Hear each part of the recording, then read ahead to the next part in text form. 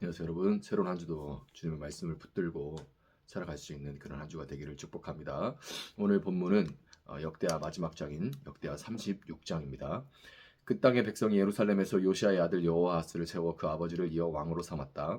여호아하스가 왕이 되었을 때에 그는 23살이었다. 그가 예루살렘에서 나라를 다스린 지 석 달 만에 이집트의 왕이 예루살렘에서 여호아하스를 폐위시키고 유다로 하여금 이집트의 은 100달란트와 금 1달란트를 조공으로 바치게 하였다. 이집트의 느고 왕은 여호아스의 형제 엘리야김을 세워 유다와 예루살렘의 왕으로 삼고 엘리야김이라는 이름을 여호야김으로 바꾸게 하고 왕이었던 그의 형제 여호아스는 붙잡아서 이집트로 데려갔다. 여호야김이 왕이 되었을 때에 그는 25살이었다. 그는 예루살렘에서 11해 동안 다스렸다. 그는 주 하나님께서 보시기에 악한 일을 하였다. 바빌로니아의 느부갓네살 왕이 올라와서 그를 치고 쇠사슬로 묶어서 바빌로니아로 잡아갔다. 느부갓네살은 또 주님의 성전 안에 있는 온갖 기구를 바빌로니아로 가지고 가서 도성 바빌론에 있는 자기의 궁전에 다 들여놓았다. 여호야김의 마지막 사적과 그가 저지른 모든 역겨운 일과 그가 저지른 악한 행위는 이스라엘과 유다 열왕기에 기록되어 있다. 그의 아들 여호야긴이 그의 뒤를 이어 왕이 되었다. 여호야긴이 왕이 되었을 때 그는 8살이었다. 그는 예루살렘에서 석 달 열흘 동안 다스렸다. 그는 주님께서 보시기에 악한 일을 하였다. 그 해 봄에 느부갓네살 왕이 사람을 시켜서 여호야긴을 바빌로니아로 잡아가고 주님의 성전에 있는 값비싼 온갖 기구도 함께 가져갔으며 여호야긴의 삼촌 시드기야를 세워서 유다와 예루살렘의 왕으로 삼았다. 시드기야가 왕이 되었을 때 그는 21살이었다. 그는 예루살렘에서 11해 동안 다스렸다.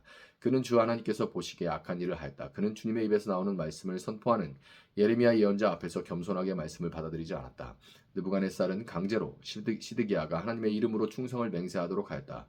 시드기야는 억지로 충성을 맹세하였지만 마침내 느부갓네살 왕에게 반항하기까지 하였다. 다른 한편으로 시드기야는 고집을 부리며 조금도 뉘우치지 않고 주 이스라엘의 하나님께로 돌아오지 않았다. 지도급 인사들인 제사장들과 일반 백성도 크게 죄를 지어 이방의 모든 역겨운 일을 따라하였으며 마침내 그들은 주님께서 자신의 것으로 거룩하게 하신 예루살렘 성전을 더럽히고 말았다. 그들의 조상의 하나님이신 주님께서 그들과 그 성전을 구원하실 뜻으로 자신의 백성에게 예언자들을 보내시고 또 보내셔서 경고의 경고를 거듭하셨지만 그들은 하나님의 특사를 조롱하고 하나님의 말씀을 무시하고 하나님의 예언자들을 비웃었다. 그러다가 마침내 자신의 백성을 향한 주님의 분노가 치솟으시니 백성을 바로잡을 길이 전혀 없었다. 하나님께서 바빌로니아의 왕을 불러다가 자신의 백성을 치게 하셨다. 그래서 그 왕은 유다의 젊은이들을 닥치는 대로 칼로 쳐 죽였다. 심지어는 성전 안에서도 그러한 사륙을 삼가지 않았다. 그 왕은 잔인하였다. 젊은이나 늙은이, 여자나 남자, 병약한 사람이나 건강한 사람을 가리지 않았다. 하나님은 이렇게 자신의 백성을 그 왕의 손에 넘기셨다. 바빌로니아 왕은 하나님의 성전 안에 있는 크고 작은 기구와 주님의 성전 안에 있는 보물과 왕과 신하들이 가지고 있는 보물을 모두 도성 바빌론으로 가져갔다. 그 왕은 또 하나님의 성전을 불사르고 예루살렘 성벽을 헐고 궁궐들을 다 불사르고 값진 그릇들을 다 부수어 버렸다. 그는 또 칼에 맞아 죽지 않고 살아남은 자들을 바빌로니아로 데리고 가서 왕과 왕자들의 노예로 삼았다. 그들은 페르시아 제국이 일어서기까지 거기서 노예 생활을 하였다.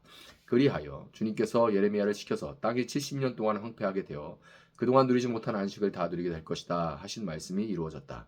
페르시아의 고레스 왕이 왕위에 오른 첫 해에 주님께서는 예레미야를 시켜서 하신 말씀을 이루시려고 페르시아의 고레스 왕의 마음을 움직이셨다. 고레스는 온 나라에 명령을 내리고 그것을 다음과 조서로 써서 돌렸다.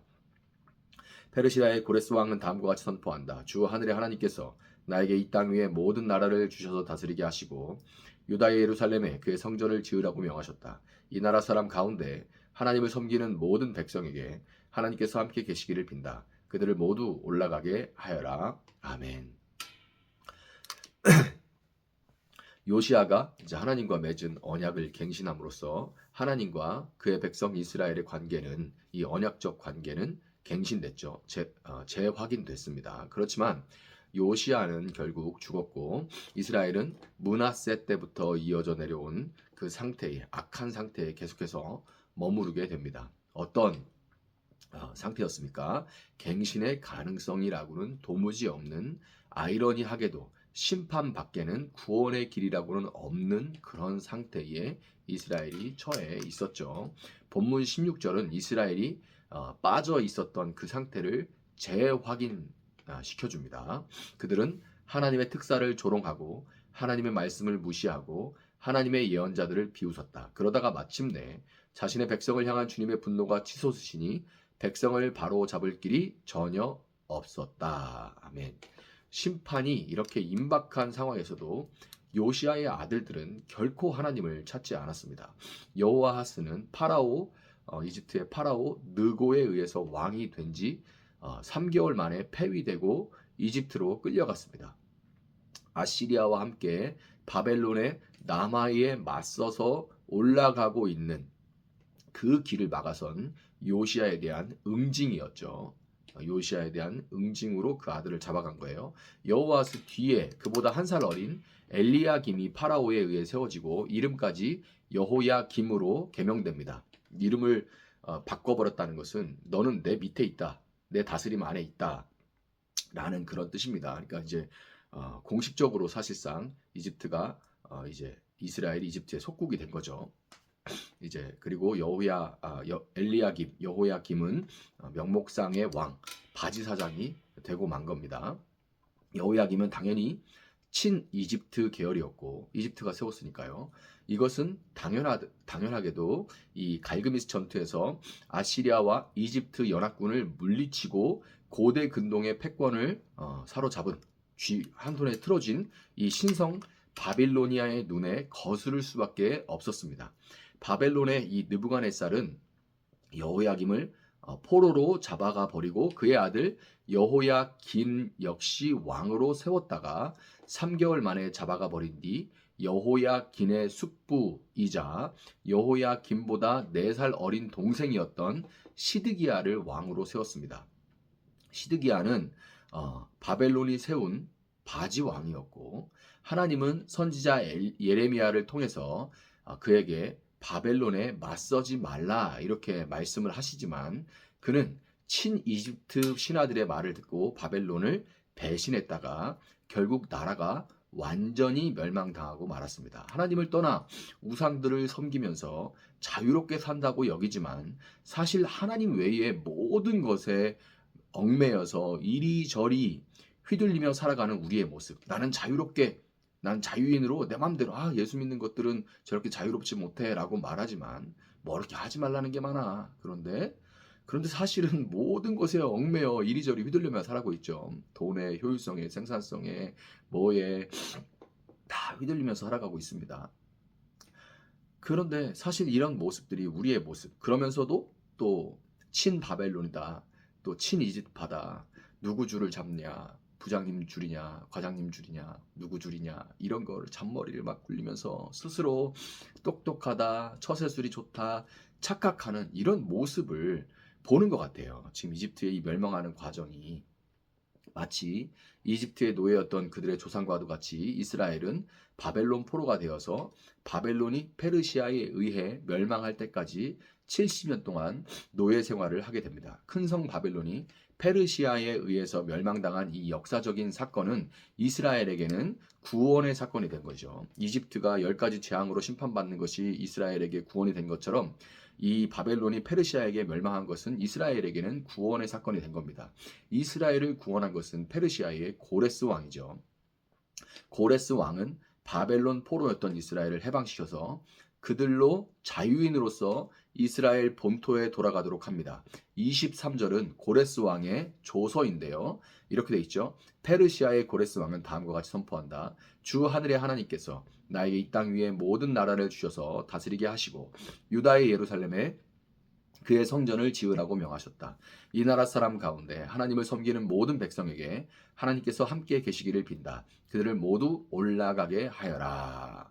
자, 이 문장을 읽으면 이 조서의 내용을 읽으면 구조와 말투가 어디서 본 것 같다. 낯이 익다 라는 생각이 들면 정말 성경 여러 번 읽으신 분이에요. 어디서 본 것 같냐면 바로 마태복음 28장 18절에서 20절 예수님께서 하신 그 말씀이죠. 예수께서 다가와서 그들에게 말씀하셨다. 하늘과 땅의 모든 권세를 받았다.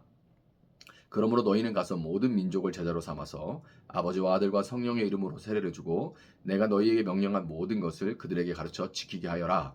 보아라, 세상 끝날까지 항상 너희와 내가 함께 있을 것이다. 아멘. 자, 고레스 왕이 심판을 당해 노예살이하던 이스라엘을 해방하고 그들을 본토로 보내서 성전을 지으라고 명하신 것처럼 예수님이 우리를 위해 심판을 대신 당하시고 세상의 노예로 있던 우리를 구원하여 풀어주신 그 이유는 성전을 짓도록 하기 위해서입니다.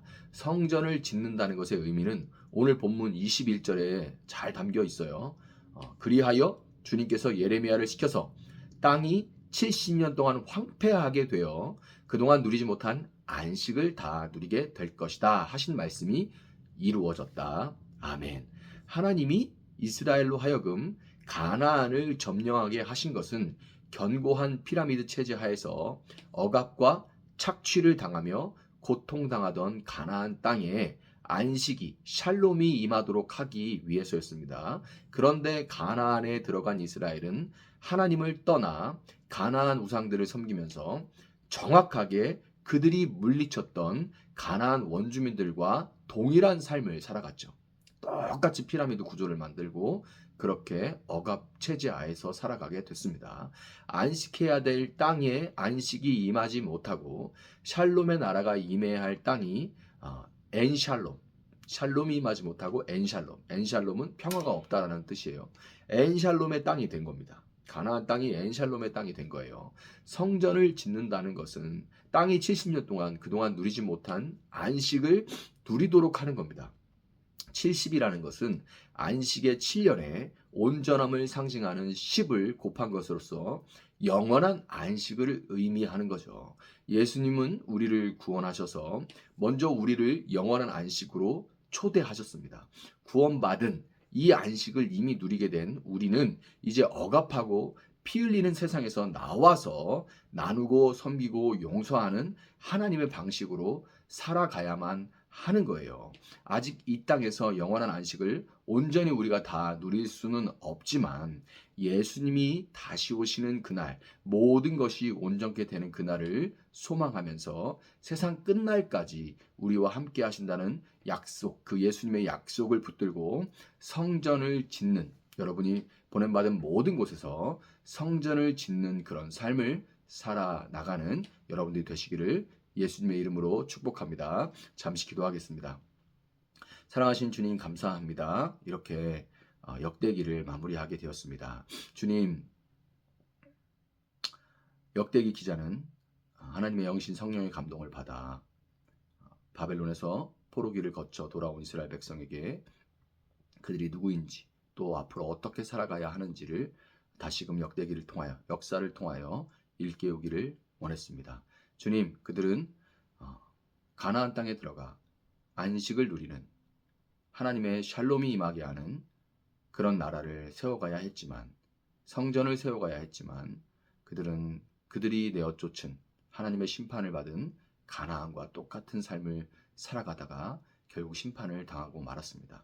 그럼에도 하나님은 그들을 여전히 포기하지 않으시고 건져내시는 줄 믿습니다. 오늘 우리의 삶이 참으로 이 세상 바벨론에 속해서 살아가고 있는 것 같은 현실이지만, 그러나 우리가 다시금 누구인지 기억하게 하시고 우리를 구원하시는 그 건져내 주신 그 하나님의 뜻이 무엇인지를 분명하게 깨달으며 오늘 우리를 보내신 모든 삶의 현장 가운데 한 주 동안 또의 말씀을 붙들고 용서하고 섬기고 나누고 보듬어주는, 그리고 영원한 생명 되신 예수를 소개하는 그런 삶을 살아갈 수 있도록 주님 함께하여 주시옵소서.